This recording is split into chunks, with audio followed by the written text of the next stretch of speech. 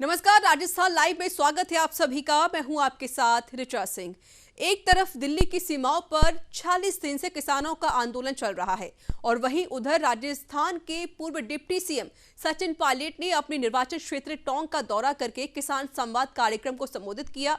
जिले की सोनवा ग्राम पंचायत में आयोजित कार्यक्रम में सचिन पायलट के पहुंचने से पहले किसान और स्थानीय लोगों से हमारे संवाददाता लोकेश नागर ने खास बातचीत की और इस दौरान किसानों और पायलट समर्थकों ने क्या कुछ कहा, आइए आपको सुनाते हैं।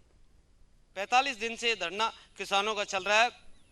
केंद्रीय कृषि बिलों को लेकर विरोध प्रदर्शन में कांग्रेस नेता सचिन पायलट की एंट्री हो चुकी है। इस समय हम टोंक में हैं। टोंक की जनता है हमारे साथ, हमारे सहयोगी ब्रजेश हैं। ब्रजेश, किस तरह का कार्यक्रम सचिन पायलट को और किस तरह का जोश पायलट के कार्यकर्ताओं में नजर आ रहा है, क्योंकि सचिन पायलट काफी दिनों बाद अपनी कॉन्स्टिट्यूंसी में सक्रिय हुए? टोंक में सचिन पायलट जो किसान के सम्मान में जो कांग्रेस आई हुई है और पूरा जब सब जगह जगह गाँवों में जा जाकर वो किसानों से संवाद कर रहे हैं, जनसंपर्क कर रहे हैं और किसानों के हितों की बात कर रहे हैं।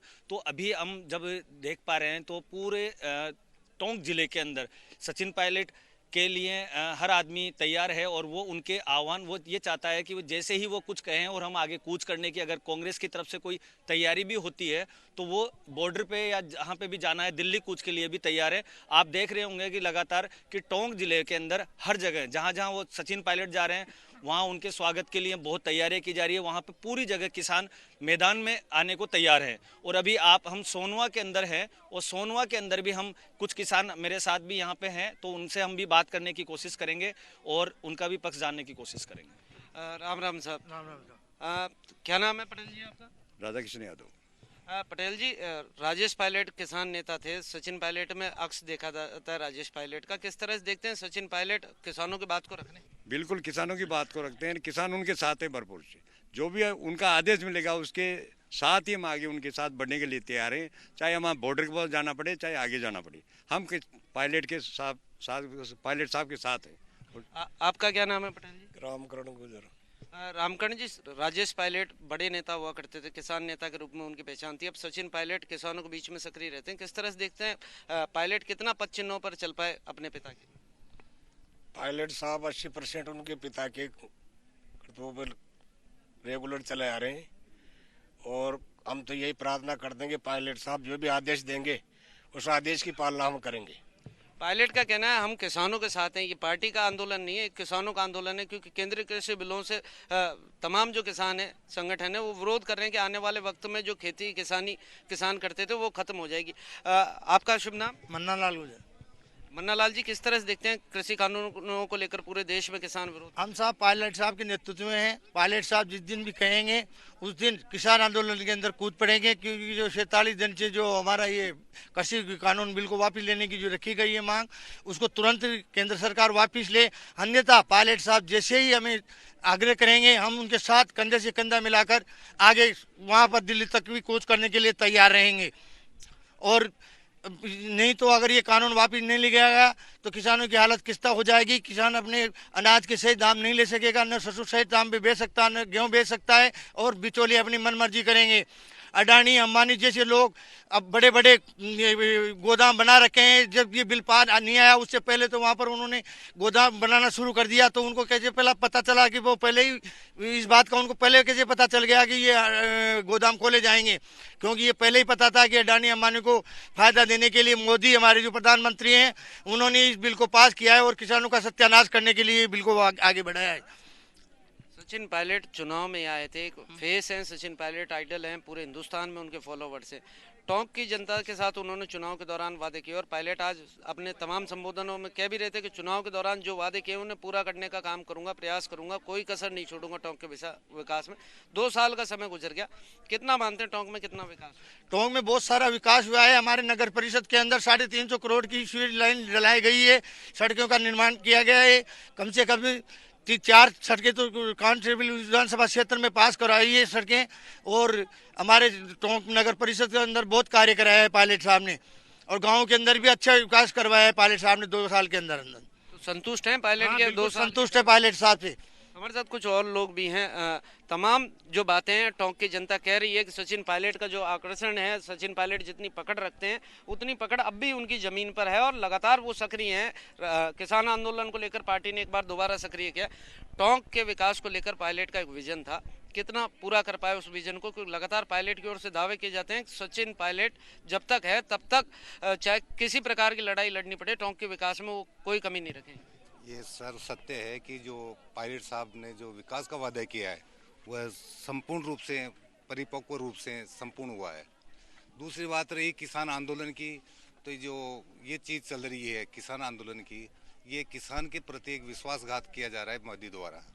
तो मैं चाहता हूँ कि अगर पायलट साहब का जो संकेत रहेगा कि हमें दिल्ली कूच करना है किसान संबंधी बारे के अंदर, हमारे किसान बिल के बारे में, तो हम संपूर्ण रूप से सभी किसान मिलकर इसका हम संपूर्ण रूप से सहयोग करेंगे और उनके साथ हमारा कंधा से कंधा मिलता रहेगा। तो आप देख सकते हैं तस्वीरों में किस तरह पगड़ी वाले बाबा है और तमाम लोग किसान हैं। लगातार जो अपनी मांग है उसको लेकर किसान अड़े हुए हैं। दिल्ली बॉर्डर पर ये आंदोलन चल रहा है। हमारे साथ कुछ और भी किसान। पटेल जी, क्या नाम है आपका? देवलाल है साहब। देवलाल जी, किसानों की बात थी, नरेंद्र मोदी को 7 साल केंद्र की सरकार में हो गए, किसानों के आय दोगुने करने का वादा नरेंद्र मोदी द्वारा किया गया था। किस तरह मानते हैं इन 7 वर्षों में कितनी सुविधाएं किसानों केंद्र सरकार की ओर से दी? किसानों के लिए तो कुछ भी नहीं किया साहब उसने, मोदी सरकार ने। किस तरह की परेशानियों का सामना आप लोगों को करना पड़ता है? परेशानी तो आ रही है ना साहब, बिल्कुल भाव नहीं मिलता है। भाव मिलता है तो कमजोर भाव मिलता है फसल की टाइम के ऊपर, और हमारे जैसे फसल भी होती है तो कुछ ये से बाहर ऐसे भी नहर की परेशानी आ गई हमारे को।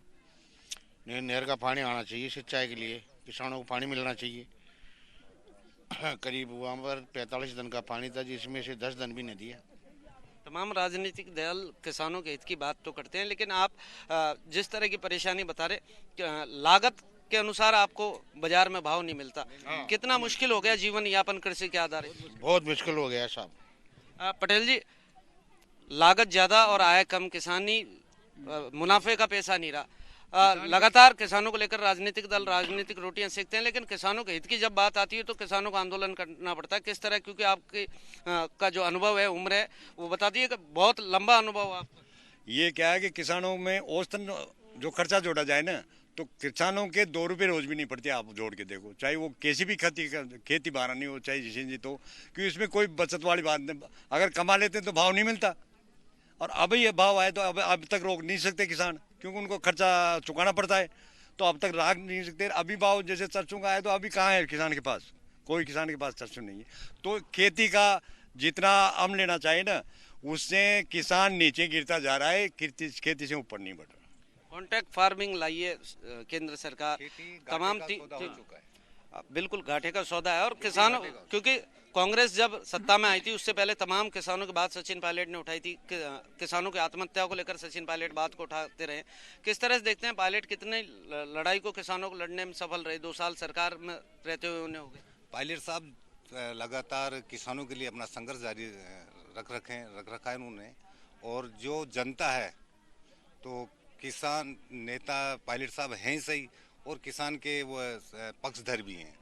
तो आज की तारीख में हम जो है तो पायलट साहब जो कहेंगे उस आदेश की हम पालना करेंगे और दिल्ली के लिए कुछ करेंगे। किसानी से घर परिवार चलता है, तो किसानी को किस तरह देखते हैं? किस तरह परिवार के लालन पालन में आपको परेशानियों का सामना करना पड़ता है? मैं बता रहा हूँ ना आपसे कि खेती घाटे का सौदा है, और मोदी जी ने इस खेती को तो फिर इससे भी ज़्यादा घाटे का सौदा बना दिया, क्योंकि खेती एक कल्चर नहीं रहा, एक जो है खेती एक सहारा नहीं रहा, खेती एक जो है गड्ढा हो गया।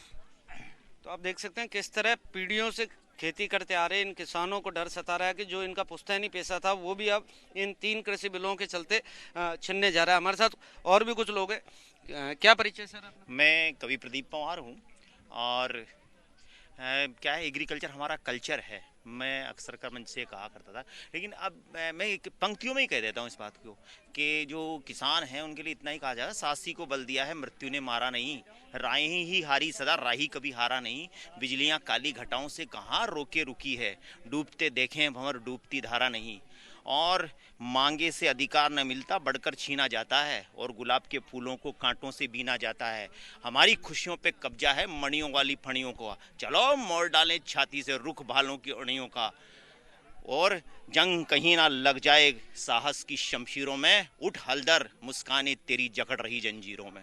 जय हिंद, जय भारत। किसानों के क्षेत्र में आप ग्रामीण कल्चर में रहते हैं। मैं खुद ही किसान का ही बेटा हूँ। वैसे मैं तो मैं ये पूछना चाह रहा हूँ कि किसानों को दिक्कतें किस प्रकार की आती हैं, क्योंकि लागत बहुत ज़्यादा है, बाजारों में जो खाद बीजों के भाव है वो आसमान को छू रहे हैं, लेकिन जब फसल तैयार होती है और मंडियों में बेचने जाते हैं तो किस तरह की परेशानी होती है? बिजली रात के समय सप्लाई की दिक्कत है। आप इससे अनुभव कर सकते हैं कि शायद जनवरी की जो कड़ाके की ठंड है, जिसमें हम घर से बाहर नहीं निकलते, उस समय में किसान जो है धोरे चलते पानी के ठंडे ठंडे उसमें घुटनों तक खड़ा रहता है, और जब सूर्य उदय नहीं होता है तब भी उसका सूर्य हमेशा ही उदय रहता है। ऐसी स्थितियां हैं। और जहां तक लागत की बात है तो आप समझ सकते हैं, मंडियों में भी जाते हैं तो हमारा बहुत सारा अनाज तो सिर्फ देखने में चला जाता है, जो बार बार धोबे में अनाज उठाते हैं, हाँ ये अच्छा, यहाँ इसका भाव। तो किसान किस तरह से पीड़ा से जी रहा है किसान ही जानता है, क्योंकि कहते हैं ना बाबा जी धूनी तप रहे हैं, तो बाबा जी जानते हैं कैसे तप रहे हैं, दूसरे तो ये समझते हैं तप रहे हैं। नरेंद्र मोदी ने कहा किसानों की आय दोगुनी करेंगे, कितनी दोगुनी? मैं इस पर कुछ आपको टिप्पणी नहीं करना चाहूँगा। मैं कवि होने के नाते मैंने अपनी बात काव्यात्मक आपसे कह दी है। तो आप देख सकते हैं लगातार टोंक में सचिन पायलट का दौरा जारी है और किसानों को डर सता रहा है कि इन कृषि कानूनों के चलते उनका पुश्तैनी पैसा भी छीनने जा रहा है। ग्रामीण क्षेत्रों में 70 से 80% जो लोग हैं वो कृषि पर निर्भर हैं और अपना जो परिवार है उसका लालन पोषण इसी कृषि से करते हैं। सहयोगी लव कुमार के साथ लोकेश नागर, न्यूज़ इंडिया, जयपुर।